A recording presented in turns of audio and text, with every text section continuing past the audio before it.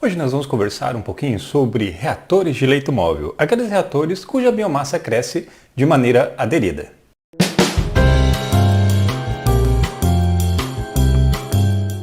Fala pessoal, bem-vindos de volta ao canal Guia do Saneamento, aqui quem fala é o professor Thiago Belli.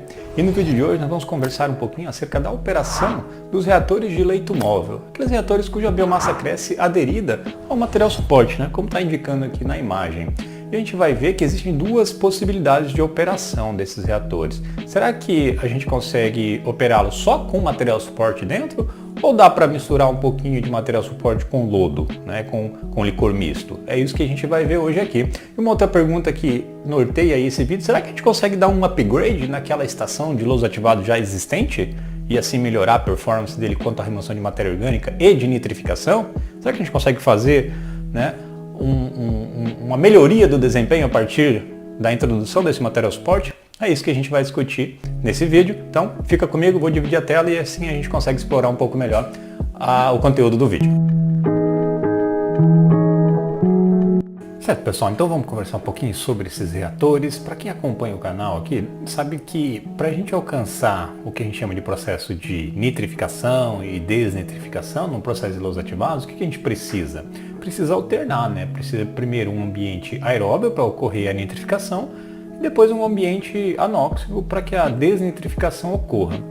Então, o que a gente quer que aconteça nesse processo de lousos ativados seria esse processo aqui de oxidação da amônia e depois o processo de redução do nitrato, né? Deixa eu pegar minha caneta aqui para que vocês me acompanhem melhor. Então, quando a gente olha lá para o louso ativado, se a gente tiver só um tanque aeróbio, né? Se a gente tiver só o tanque de aeração aqui, será que vai ocorrer a desnitrificação? No princípio não, né, pessoal? Porque você tem um tanque aeróbio aqui, onde você vai favorecer só o processo de nitrificação, que é um processo oxidativo. Mas será que tem como a gente, em um tanque só, conseguir favorecer esses dois processos? Então foi em cima desse questionamento aí, pessoal, que o professor Halvard Odegaard, em 1980, lá na Noruega, né, na Universidade Norueguesa de Ciência e Tecnologia, junto ao Departamento de Engenharia Civil, ele se propôs a adicionar material suporte, tá? Peças aí de polietileno de alta densidade em um reator aeróbio de fluxo horizontal. Tá? Para que ele queria isso? Ele queria buscar favorecer o crescimento de biofilme dentro desse material suporte. Como vocês veem aqui na imagem, ó, é um material suporte semelhante a esse aqui que ele utilizou na pesquisa. E aí quando você dá um zoom, o que você percebe? O desenvolvimento de biofilme nas partes internas deste material suporte, a gente chama de biomídia, carrier, né? Tem vários nomes aí para essa pecinha. E quando você tem esse crescimento de biofilme, o que acontece ao longo das camadas deste biofilme? Você cria uma resistência ao transporte de oxigênio. Tá? Então, em determinadas zonas, você vai ter, me acompanhe aqui, se a gente pegasse um, né, triângulo ali daquele material suporte, o que a gente ia enxergar? Bem, nessa parte aqui mais interna, onde ele é vazado, o que você teria? Um ambiente mais aeróbio, porque ele está em contato com o oxigênio. Tá? Conforme você vai adentrando, indo em direção à parede do biofilme, né, nessa parte aqui, você vai encontrando o próprio biofilme que cria resistência à passagem de oxigênio. Isso vai gerando microzonas anaeróbias, anóxicas ao longo do biofilme, que favorece o quê? Além de remover matéria orgânica, favorece o processo de nitrificação, que é um processo aeróbio, então vai ocorrer nessa parte mais externa aqui do biofilme. E o processo de desnitrificação, que é na parte mais interna do biofilme, porque ali você não tem a presença de oxigênio, ou pelo menos você dificulta a entrada de oxigênio, e aí por consequência favorece o crescimento daquelas bactérias que fazem a desnitrificação, como pseudomonas, ao passo que para a nitrificação, que vai favorecer ali o gênero, por exemplo, das nitrosomonas, nitrobacter, né, que acaba convertendo aí a amônia a nitrito e depois a nitrato. Inclusive a gente tem um vídeo no canal abordando esse assunto, né? Ficou com dúvida aí sobre nitrificação, desnitrificação, dá uma olhada aí nos vídeos que você vai encontrar. E então, pessoal, o professor ali ao fazer isso, o que ele alcançou? Ele alcançou um reator capaz de remover DBO, capaz de remover nitrato e capaz de remover amônia, ou seja, nitrificação, desnitrificação e remoção de matéria orgânica em um reator que não recircula lodo, vejam só. Enquanto lá no lousos ativados a gente tem esse retorno daqui para cá, né? esta proposta de reator do professor, ele não faz essa recirculação, ou seja, a gente não tem retorno de lodo. Consequentemente, ele deixa de ser o nosso Los Ativados convencional, ele passa a ser denominado agora como um novo reator, o Moving Bed Bioreactor, ou em português, se a gente fosse dar essa nomenclatura, seria reator de leito móvel, tá, pessoal? Bem, e aí, já que a gente não recircula lodo, é de se esperar que a solução, né, o licor misto aqui no meio dessas pecinhas, será que vai estar mais ou menos concentrado se a gente comparar com o Los Ativados convencional, oração prolongada? Obviamente que vai estar menos concentrado, né? Porque você não tem a linha de retorno daquele lodo que possivelmente sedimentou ali. Isso aqui não acontece, né? Então, ao não acontecer, o que será que vai sair nesse clarificado aqui? Clarificado não, nesse licor misto que é encaminhado ao decantador secundário. E basicamente o quê? Basicamente biofilme que se desprendeu. De tal forma, pessoal, que a concentração ali, ó, no que sai e vai para o decantador secundário, ela é bem menor, né, do que a gente tem lá nos Los Ativados. É de 100 a 250 miligramas por litro, coisa que lá no Los Ativados era muito mais concentrado, né? A gente sabe que a concentração aqui dentro, em Los Ativados, é de 2 a 5 gramas por litro, né? Então veja que grama, né, então é multiplicado por 1000, seria de 2.000 a 5.000 miligramas por litro. Por aí você percebe que esse decantador secundário, que vai receber esse licor misto do tanque de aeração, ele vai trabalhar mais folgado, né? E se ele trabalha mais folgado, você, primeiro, é menos refém da perda de sólidos aqui, né? Ou então você pode compactar a tua estação, né? Você pode compactar o seu decantador secundário, já que ele trabalha com uma carga de sólidos menor, né? Ele trabalha ali recebendo um teor de sólidos menor, por consequência ele não precisa ser um gigantesco igual tem ali nos Los Ativados, né? E aí, pessoal, quando você vai nessa linha de raciocínio de compactar, olhando para o biofilme que estava colocado aqui atrás, vamos voltar aqui, ó, para que vocês me acompanhem. Vejam que a biomassa está toda, né, grudadinha aqui, e isso é bem concentrado se a gente comparar com os flocos lá de Los Ativados. E por ser concentrado, quando esse reator aqui ele é preenchido com um volume de material suporte que ocupa 70% do volume do reator, quer dizer que a biomassa presente ali vai estar bem mais concentrada quando a gente compara com Los Ativados. Tá? E por estar mais concentrada, esse volume do reator também pode ser reduzido. Então veja que você já começa a perceber alguns ganhos aí, seja para nitrificar, desnitrificar, mas também no tamanho da estação. Ela vai se tornando mais compacta porque a quantidade de biomassa ali se torna maior frente ao processo de Los Ativados convencional. E aí, pessoal, essa redução, se a gente fosse trazer em números, ela representa mais ou menos aí, ó, de 20 a 33% da área do Los Ativados convencional, é o que ocupa esse reator MBBR, o Moving Bed Bioreactor, ou reator de leito móvel. Então veja que é uma redução bastante significativa e que no final das contas é economia de recursos, né? Porque a área, sobretudo para esses sistemas centralizados de tratamento, elas são bastante custosas, né? E aí um outro aspecto que eu queria trazer para vocês aqui, destacar, quando a gente olha para a nossa equação da carga orgânica volumétrica, né, o COV. O que o COV calcula? O COV calcula a carga orgânica aplicada por volume de reator, ou seja, vazão vezes DBO sobre o volume do reator. Se o volume do reator diminuiu, já que ele é mais compacto, o que vai acontecer com a COV? Vai aumentar, né? De tal forma que a carga orgânica que esses reatores usualmente operam é de 2 a 5 vezes maior do que a carga orgânica lá do Los Ativados, que era de 1 kg de DBO por metro cúbico por dia. Então você vê que esse reator ele tem uma habilidade maior para suportar maiores cargas orgânicas aplicadas por volume. E aí, para além da COV, pessoal, um outro aspecto importante quando a gente olha para reatores biológicos é o quê? É medir o teor de sólidos presente nesse tanque de aeração, porque é a biomassa que faz o tratamento ali, né? E aí, particularmente para MBBRs, a unidade, reparem aqui, ó, deixa eu pegar minha caneta para mostrar para vocês. A unidade está dando em massa por metro quadrado. Enquanto que lá nos Los Ativados, o que era? Era a massa por volume, né? Grama por metro cúbico, litro, miligrama por litro. Só que aqui a biomassa está aderida ao material suporte. Então tem que ser por área de material suporte. É como se você pegasse a área de todos esses, desses triângulozinhos aqui, ó, somasse um a um e assim você chegasse no tanto de metro quadrado que você tem disponível ali para aderir biofilme. E quanto é o valor? Bem, em MBBR, tratando de esgoto sanitário, esse valor fica compreendido aí de 12 a 28 gramas por metro quadrado, tá, pessoal? E aí se eu for perguntar em grama por litro, né? Porque lá no Los Ativados, a gente, como já dito, é massa por volume. Como é que faz essa conversão? Sabe que tem como? né? Porque é importante comparar aí para a gente, quando olha para um sistema desses de MBBR e vê aqui em tela o lousos ativados, a gente quer saber será que é mais, será que é menos daquele valor usual aplicado nos lousos ativados. Então, a gente tem 4 perguntinhas para responder aqui para fazer essa conversão. E aí sim você conseguir ter uma menor noção se aquele valor ali de 12 a 28 é bastante ou é inferior ao louso ativado. Então são 4. A primeira é, qual é o volume do seu reator? A segunda, qual é a razão de enchimento com material suporte? Ou seja, quanto do volume dele está preenchido com material suporte? A terceira, qual é a área superficial específica do material suporte? O que é área específica? É a área, né, em metro quadrado aqui, que esse material suporte ocupa por volume, né, ocupado ali no reator. E por fim, a nossa quarta e última pergunta, qual é o teor de sólidos por metro quadrado de material suporte? Né? Qual é o valor disso aqui? Aqui tem uma faixa, depois a gente vai ver qual que vai adotar. Então tá, vamos começar pela primeira pergunta, que diz respeito ao seguinte, qual é o volume do reator?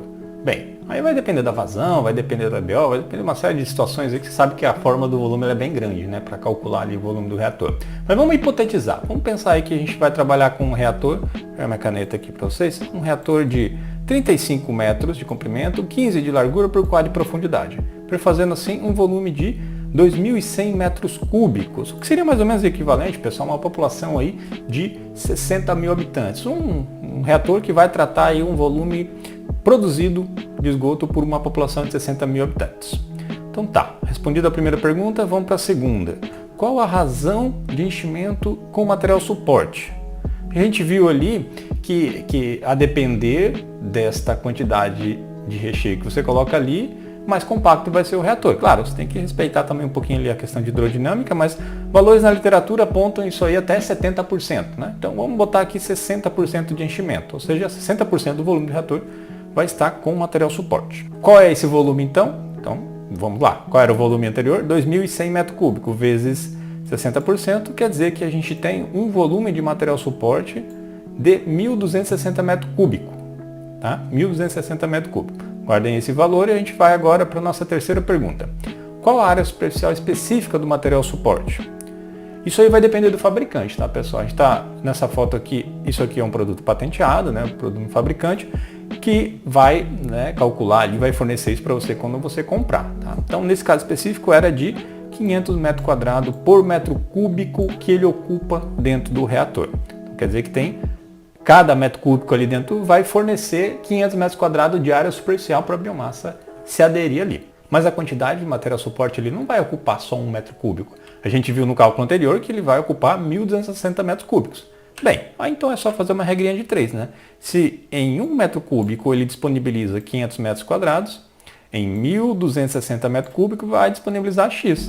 E esse X é igual a 630 mil metros quadrados de material suporte presente nesse volume que a gente calculou ali na equação anterior. E agora a gente vai para a nossa quarta e última pergunta, que é qual o teor de sólidos por metro quadrado do material suporte? Né?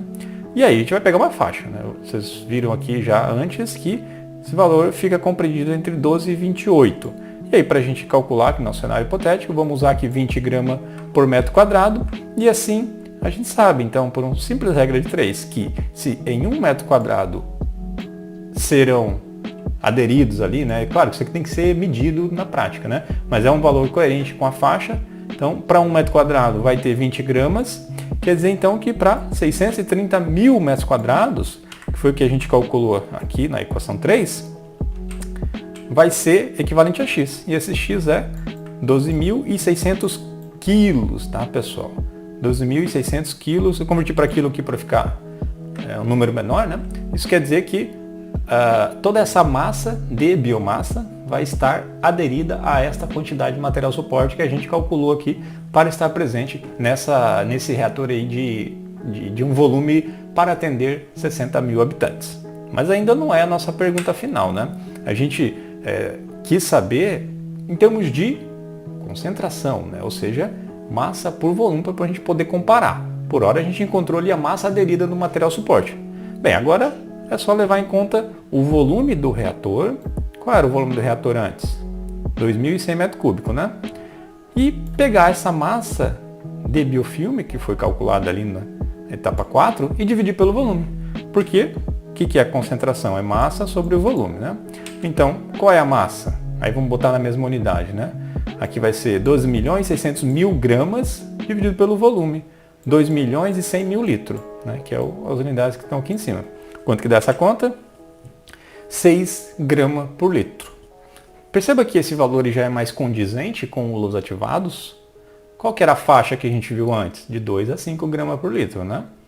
Então veja que esta configuração, inclusive, está numa faixa aí superior do los ativados. Tem alguns benefícios isso, né, pessoal? Qual é o benefício principal? Bem, tem mais capacidade de tratamento.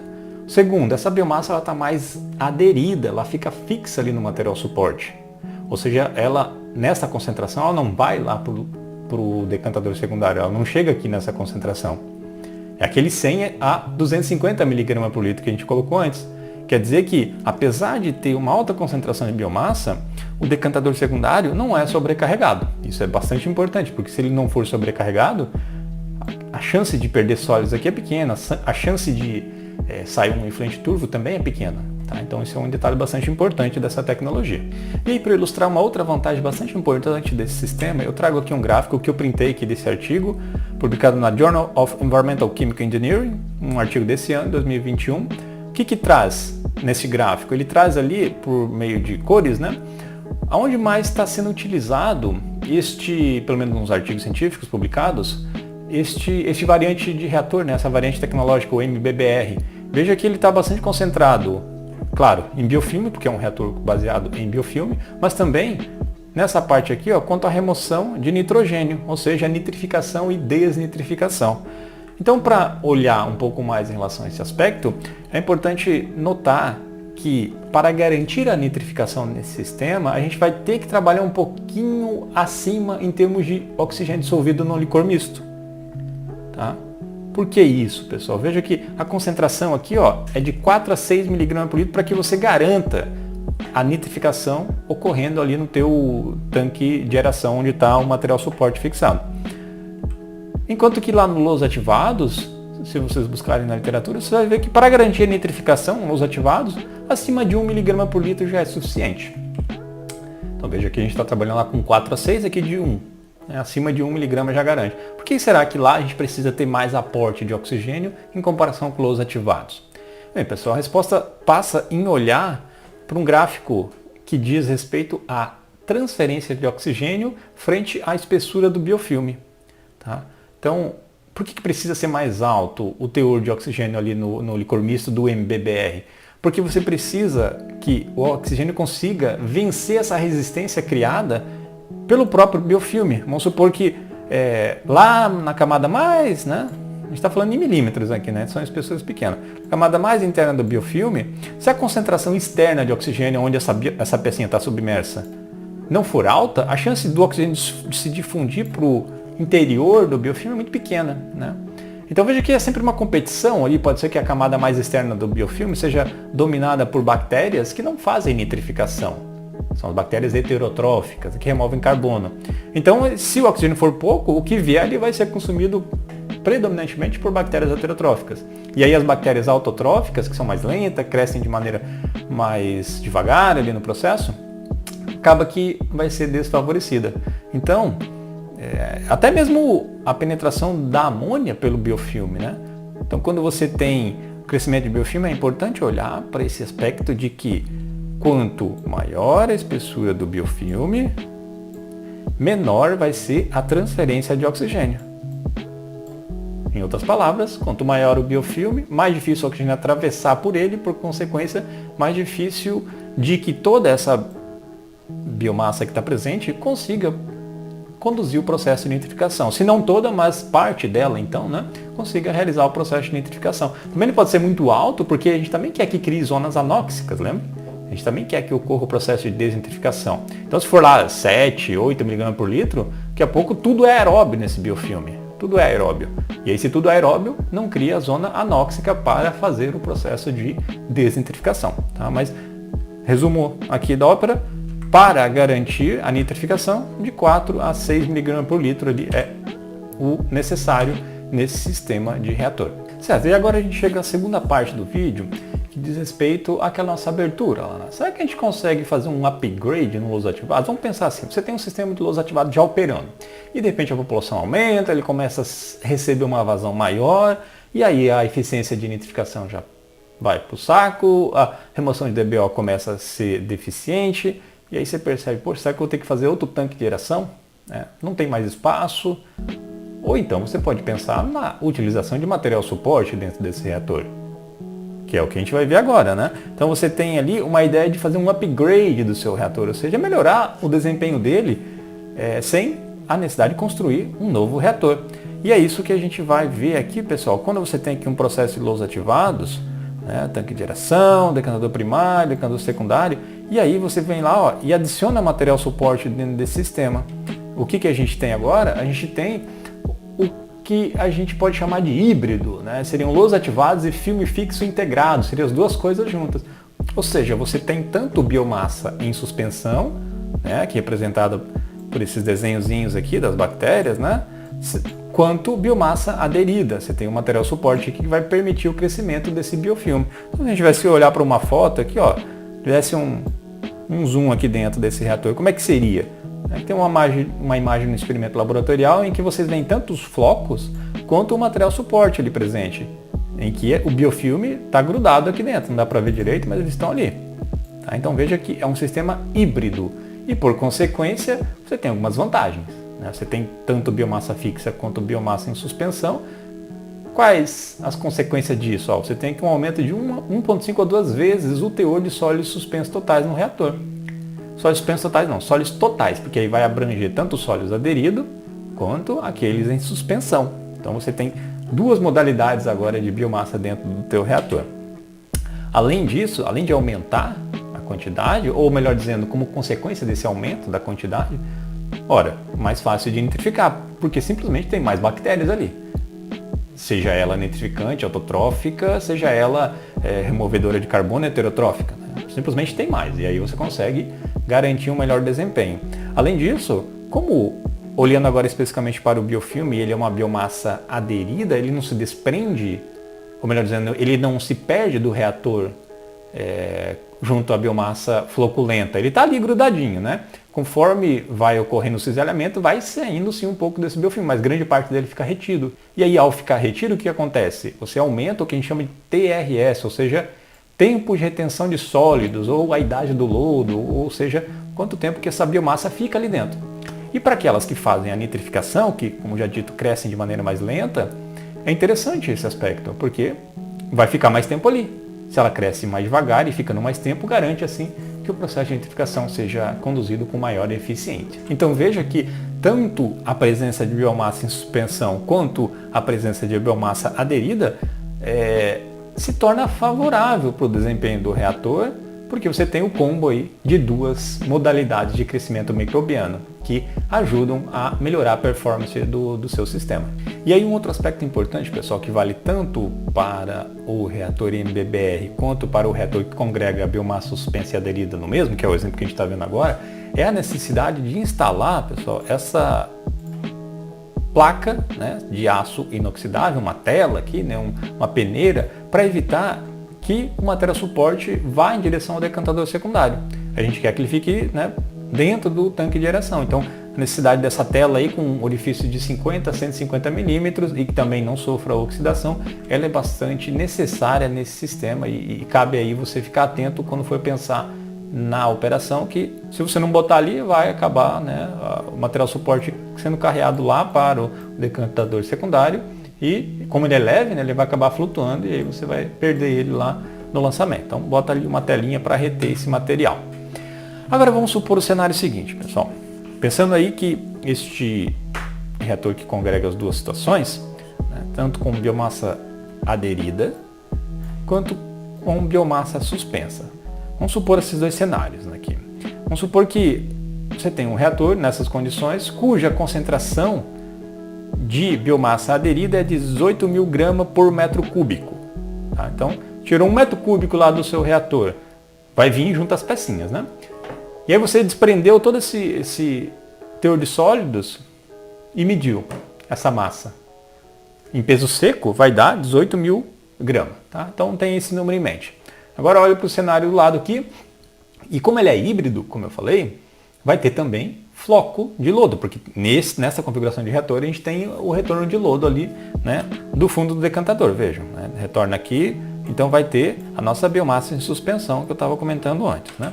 Então suponha que essa concentração em 1 metro cúbico seja de 3.000 gramas, tá? E que esse reator tem um percentual de enchimento de material suporte de 25%, ou seja, 25% do volume dele ali você tem material suporte, os outros 75% não, né?